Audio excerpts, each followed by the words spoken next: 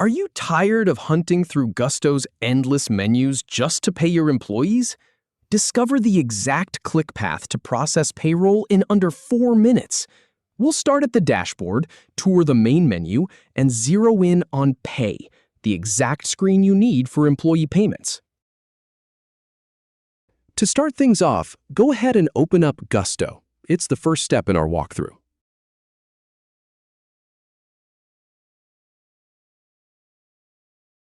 Now, go ahead and click on Home. Then, click on People. Next, go ahead and click on Hiring. Now, click on Performance. After that, click on Learning. Then, go ahead and click on HR Resources. All right, go ahead and click on Pay. Next, click on Expenses. Then, click on Reports.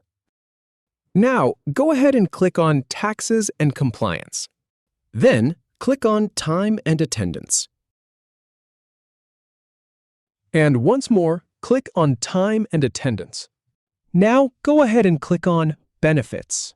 Then, click on Documents. Finally, click on Money. And that's a wrap. Thanks for watching.